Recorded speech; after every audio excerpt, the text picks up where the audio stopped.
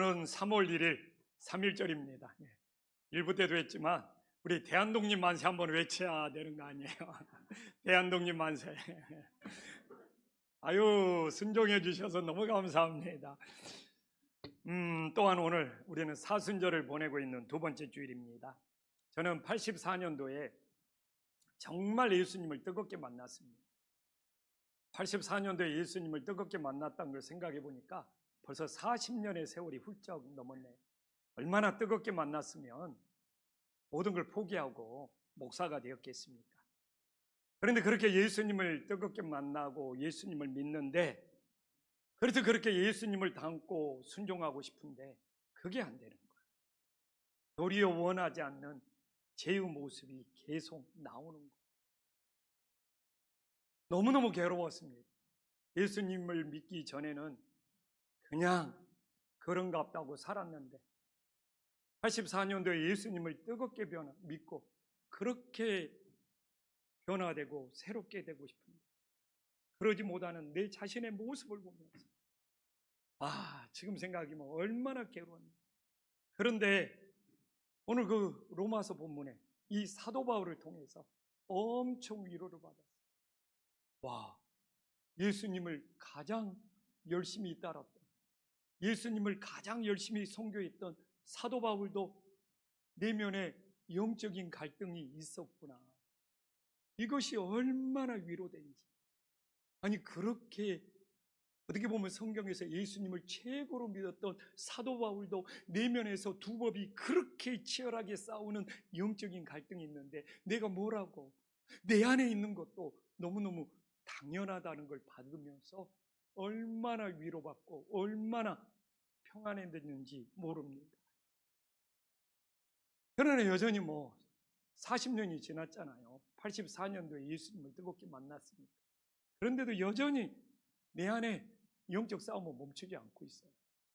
그래서 오늘 우리는 이 사도 바울을 통해서 사도 바울은 마음속에서 어떤 영적인 싸움을 했는지, 그리고 마음속에 있는 이 영적 싸움을 어떻게 해결해 가고 있는지 정말 이 사순절에 깨닫고 우리들의 삶에 적용할 수 있는 은혜의 역사가 있기를 간절히 소망합니다.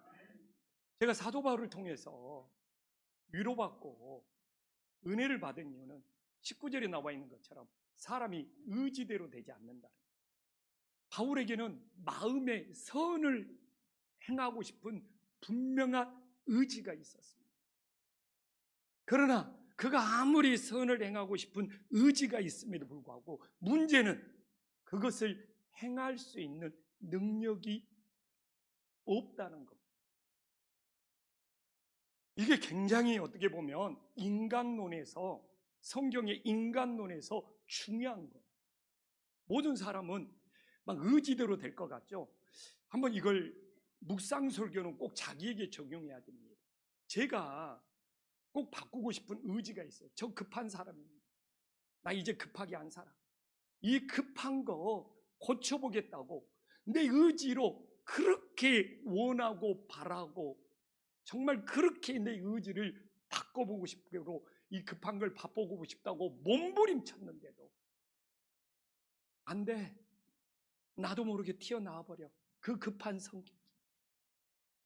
우리 각자 자기의 의지대로 자기 인생에 뭔가 바꾸고 싶은데 그걸 행할 수 있는 능력이 안 되는 거 다 각자 가지고 있어요.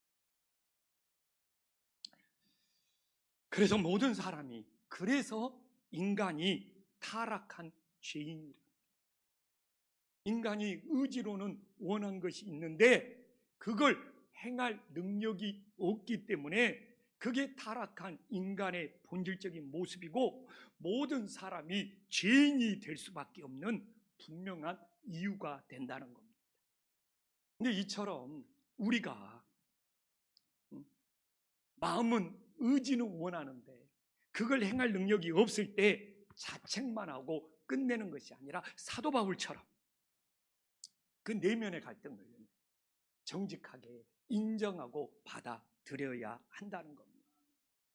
그래서 신앙의 성숙은요, 내 마음에 원하는 의지대로 할 수 있다는 자신감에서 신앙의 성숙이 되는 것이 아니라 내가 그렇게 원하는 의지가 있는데 이 행하지 못하는 내 이 자신의 무능감을 보면서 그게 바로 신앙의 성숙의 시발점이 된다는 것 또한 기억할 수 있기를 간절히 소망합니다. 그래서 우리가 원하는 의지대로 다 되면 좋습니다.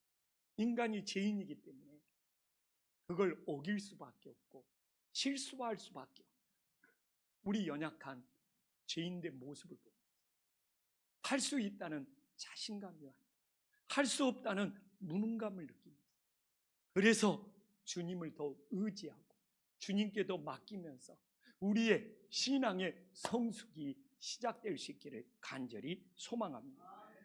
그래서 사도 바울은 마음은 원하는데 행하면 안 돼.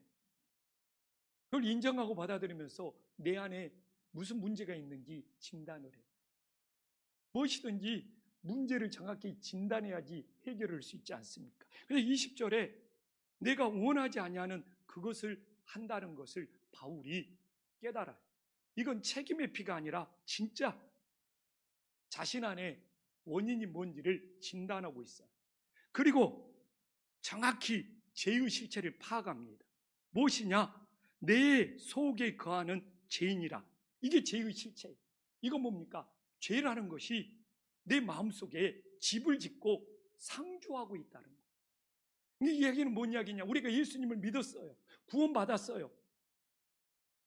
그렇지만 여전히 죄악의 덩어리가 폐잔병처럼 내 마음속에 남아서 게릴라식으로 우리를 괴롭히고 있다는 것을 깨달을 수 있기를 간절히 소망합니다.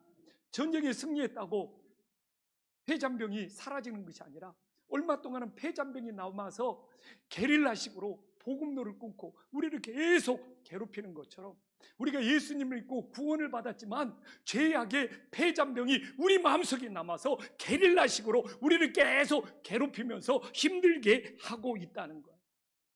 그런데 내 마음속에 거하는 죄악이 옛날에는 주인 노릇했는데 폐잔병이 되었기 때문에 우리가 주님을 위해서 뭔가 의지로 행하려고 하면 그 행함을 실수하거나 포기하게 만들어버리는 그렇게 교묘하게 우리를 힘들게 하고 괴롭히고 있다는 거예요.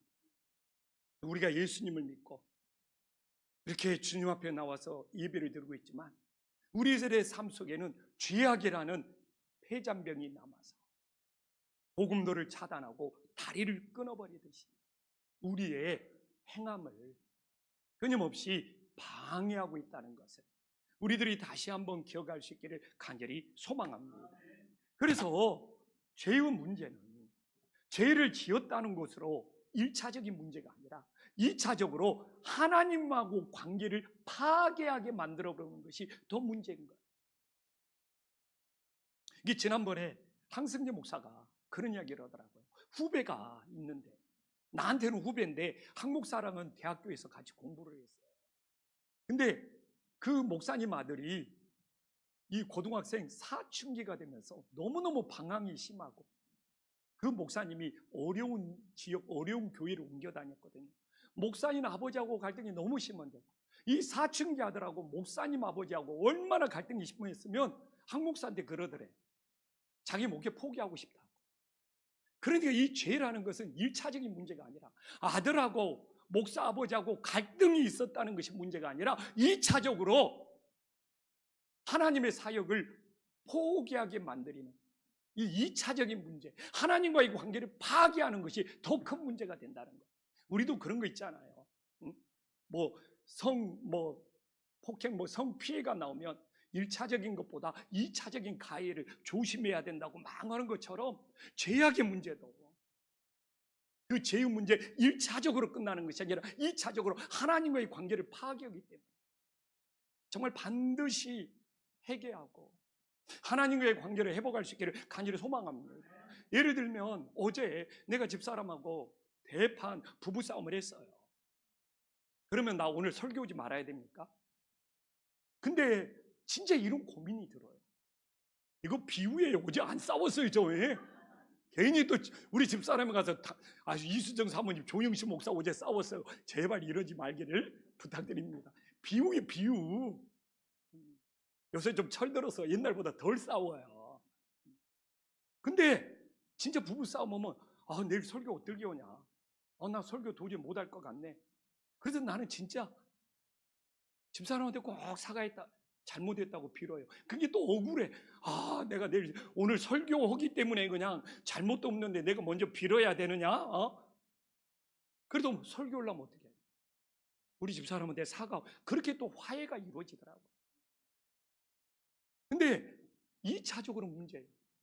설교를 못할까? 우리가 신앙생활을 하면서 죄는 절대로 죄 하나로 1차적으로 끝나지 않는다는 거예요. 2차적으로 하나님과의 관계를 파괴해버린다는 거예요. 그래서 우리는 2차적으로 하나님과 관계가 파괴되지 않도록 정말 반드시 회개할 수 있는 믿음의 자녀들이 될 수 있기를 간절히 소망합니다. 그런데 그렇기 때문에 우리는 예수님을 믿으면 우리 속사람이 새로워지는 거예요. 우리 마음속에서 이 새롭게 되는 속사람의 영역이 넓어지는 거예요. 그럼 예수님을 믿고 우리 마음속에 있는 이 속사람, 이 새롭게 되는 영역이 넓어지려면 어떻게 해야 되느냐? 22절에 나오고 있어요. 오직 하나님의 법이 되는 말씀을 즐거워할 때, 하나님의 말씀이 막 즐거워지잖아. 성경에는 막 꿀송이보다 더 달다고 그러잖아. 이렇게 하나님의 말씀이 즐거워질 때 내 이 속사람이 새롭게 변화되는 증거가 됨을 깨달으시기를 간절히 소망합니다.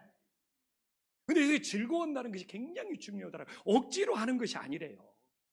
마음속에 깊은 동조가 생겨서 하는 거래요.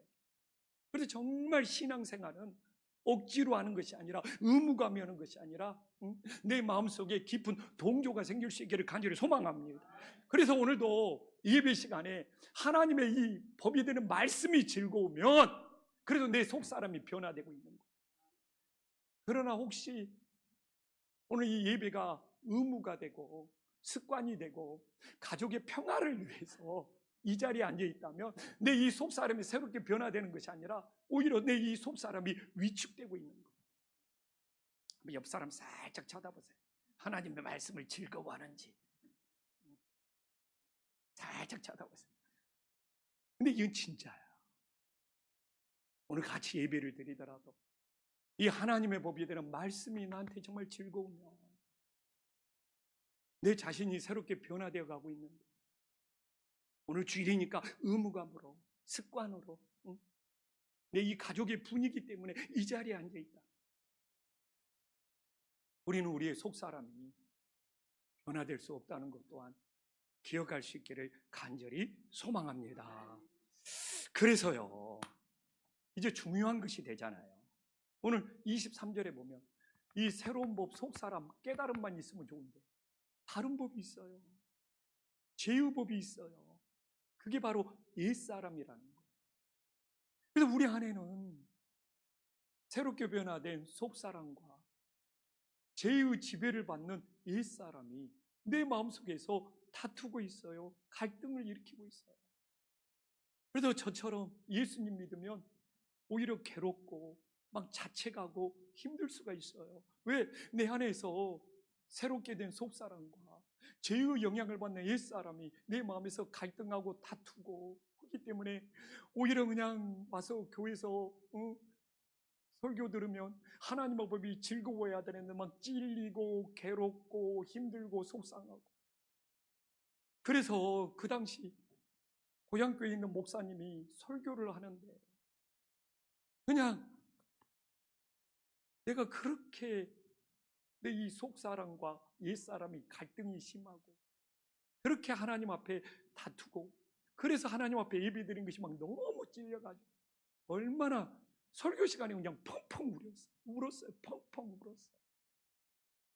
예배가 끝나는데도 막 눈물이 멈추지 않은 거예요.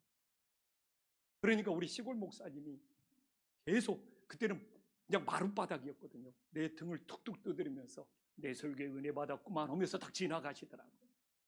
그래서 내 우는 모습에 우리 목사님이 저렇게 위로받아서 진짜 감사하네. 근데 그걸 꼭 부정적으로만 볼 거냐? 오늘도 설교를 듣다가 내 마음이 찔리고 또 내 안에 영적 싸움 때문에 괴로울 수 있고 힘들 수 있어요. 근데 그걸 꼭 부정적으로만 볼 거냐? 내 이제 생각이 바뀌어서 이건 내 영혼이 죽어 있는 것이 아니라 살아있다는 증거가 되는구나. 만약에 내 영혼이 죽어 있다면 내 안에 영적인 싸움이 일어날 필요도 없고, 내가 하나님의 말씀을 들으면서 찔릴 필요도 없고, 내가 괴로울 필요도 없는데, 내가 정말 예수님을 진짜 믿어보자, 올바로 믿어보자 하니까 내 안에 옛사람과 속사람이 서로 영적인 싸움을 하면서 내가 이렇게 찔리고 내가 이렇게 괴롭구나. 이걸 꼭 부정적으로만 봐야 되냐? 아니다. 긍정적으로 보자. 내 영혼이 살아있다는 증거구나. 예수님을 믿기 전에는 내가 죽어 있는데 이전에 예수님을 믿은 이후로 내 영혼이 살아있구나 하면서 감사하는 거야.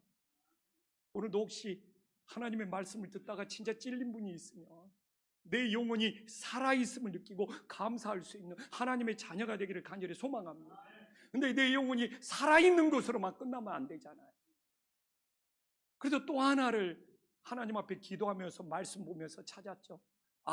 내 안에 속사람과 옛사람이 싸우는 것은, 충돌하는 것은 내 영혼이 살아있을 뿐만 아니라 또 하나는 이게 바로 영적인 성장통이구나. 그래서 내 안에 내면의 갈등이 있으면, 속사람과 옛사람이 싸우면 내 영혼이 살아있어서 감사하고, 또 하나는 이게 성장통이죠. 나는 그렇게 좋게 생각해. 어제보다는 오늘 하나님께서 나를 더 좋은 믿음의 사람으로 만들기 위한, 이건 영적인 성장통이다. 이 영적인 성장통이 없이 어떻게 자라날 수 있느냐 하면서 그 84년도에 예수님 믿고 찔리면서 괴로웠던 그 시절을 정말 이제는 내 영혼이 살아있고 내가 오늘도 영적인 성장통을 겪고 있고 하면서 오늘 감사한 마음으로 이 자리에 섰습니다. 그래서 어떻게 영적인 성장통 없이 자라날 수 있겠어요? 우리 최은규 목사가 그러더라. 요새 중학교 올라간 현웅이가 그렇게 무릎이 아프다고 합니다. 그렇게 그게 뭐예요? 성장통이죠. 그것처럼 내 안에 정말 옛사람과 속사람이 충돌하고 있습니다. 영혼이 살아있고 이것을 바로 영적인 성장통으로 만들어갈 수 있는 하나님의 자녀들이 될 수 있기를 간절히 소망합니다. 그래서 사도 바울은, 제가 정말 84년도에 예수님 믿고 오히려 더 괴로웠는데 위로받은 이유가 오늘 24절에 나오잖아요. 사도 바울도 공고한 사람이라는 거예요. 이 사망의 몸에서 누가 나를 건져? 이 공고한 사람은 전쟁 중에서 지칠 대로 지쳐 있는 비참한 상태를 말하는 거예요. 이게 사도 바울이 최고의 비참한 상태라는 거예요. 왜? 마음으로는 정말 선을 원하는 의지가 있는데 행함으로는 실패하니까 정말 전쟁 중에 정말 비참한 사람처럼 공고한 사람이 되었다고 탄식하는 거예요. 근데 더 문제는 뭐냐? 자기가 이렇게 비참하고 공고한 사람이 됐는데 자신의 속에서는 그 문제를 전혀 해결할 가능성이 없다는 거예요. 그래서 누가 나를 사망의 몸에서 건져낼 수 있느냐? 내가 내 문제를 스스로 해결할 수 없어. 누군가가 나를 건져내고 구조해 줘야 된다는 거예요.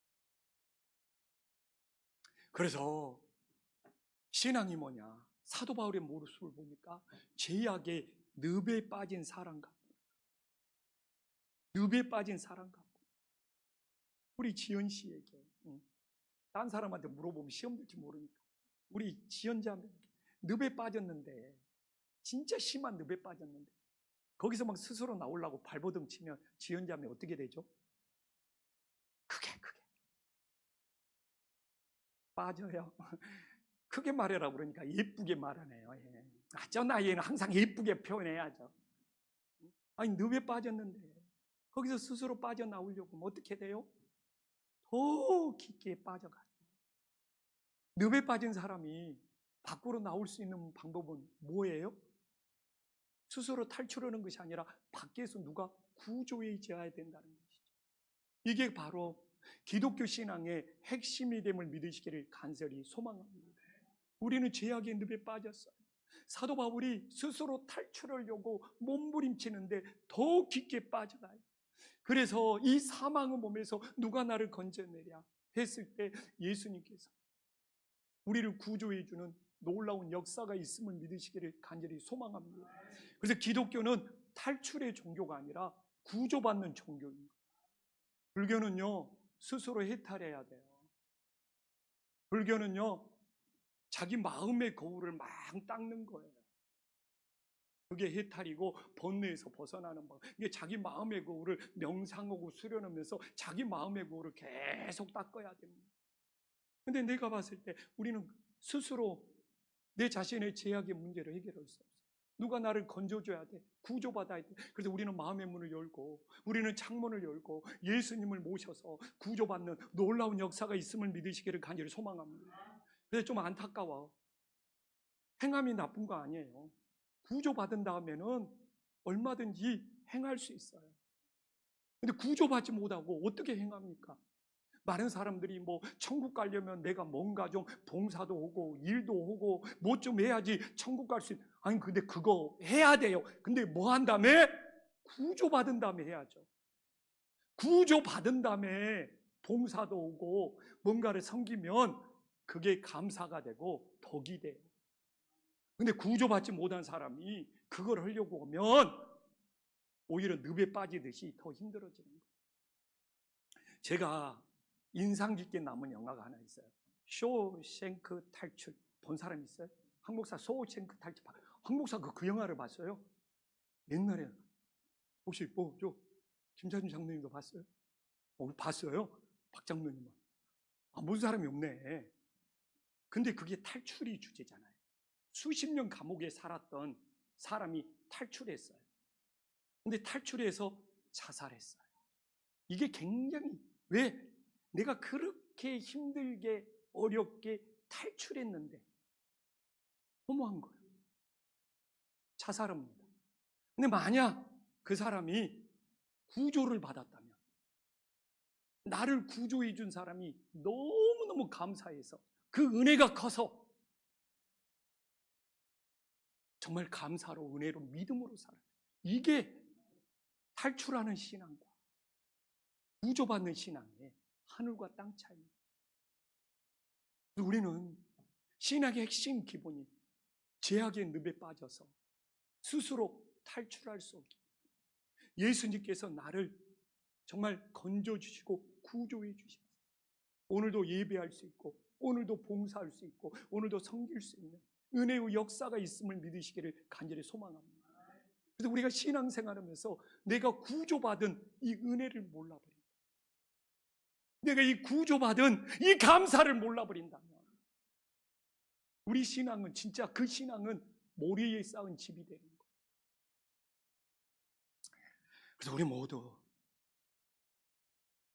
세상에서 얼마나 많은 사람들이 탈출하려고 몸부림치는지 몰라요. 그러나 오히려 더 깊게 그 늪에 빠져들어가고 있습니다.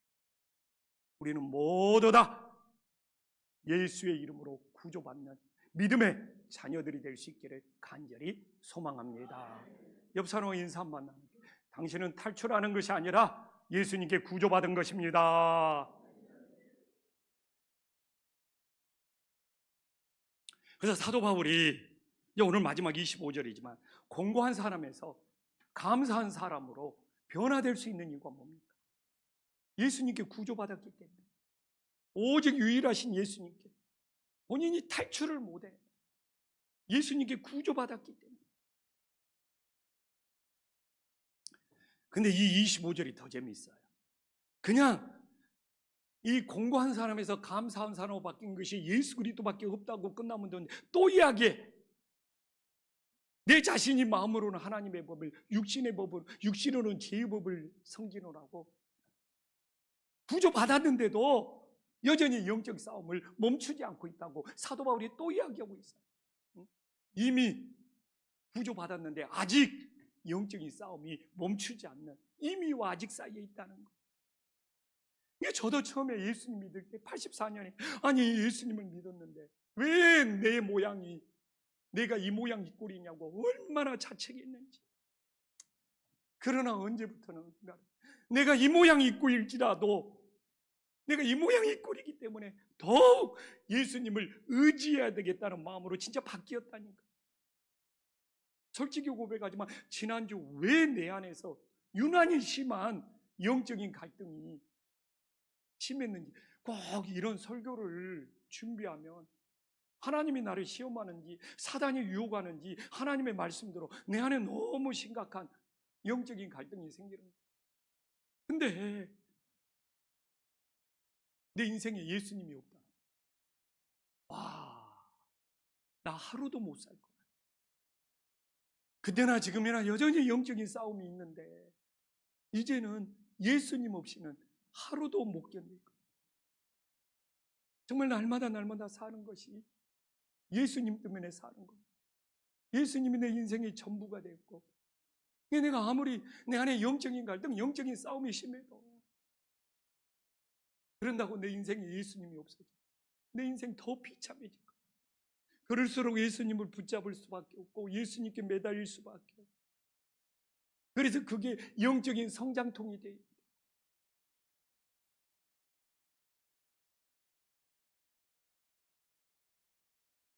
사순절을 보내면서 미리어 금식도 할 수 있고 또 한 끼 금식도 할 수 있고 스마트폰을 줄일 수도 있고 여러 가지를 할 수 있습니다. 그러나 그것 때문에 내가 구원받는 것이 아니라 우리는 구조받았기 때문에 그 구조받은 은혜가 감사해서 그걸 하고 있다는 걸 사순절이 잊지 말아야 돼요. 그걸 통해서 내가 어떤 사람이 되는 것이 아니라 나는 이미 구조받은 사람이기 때문에 그걸 할 수 있는 사람이라는 것을. 그리고 또다시 내 안에 영적인 싸움이 반복될지라 정말 우리가 예수님 없이는 살 수 없고 그건 영적인 성장통. 그래도 이 영적인 성장통을 통해서 오늘 내가 하나님 보시기에 더 좋은 사람이 되고 싶다. 그 믿음을 잃어버리지 않는 사순절이 될 수 있기를 간절히 소망합니다. 그래서 지난주에는 그렇게 영적인 싸움이 심하니까 의도적으로, 진짜 의도적으로 그냥 계속 주님 감사해요, 주님 감사해요를 한 주 동안 외치고 다녀요. 내 마음에는 막 영적인 싸움이 심한데 입으로는 주님 감사, 또 감사해요, 또 감사해요. 정말 우리 이수정이가 날 보고 이상한 사람이라고 생각해요. 얼굴에는 오만간 인상을 다 쓰면서 어떻게 저 입에서 감사가 나올 수 있냐. 근데 왜 영적인 성장통으로 만듭니까? 우리가 사는 인생 정말 예수가 있기 때문에 오늘도 버티고 견디며 공고한 사람에서 감사하는 사람으로 살아갈 수 있기를 간절히 소망합니다.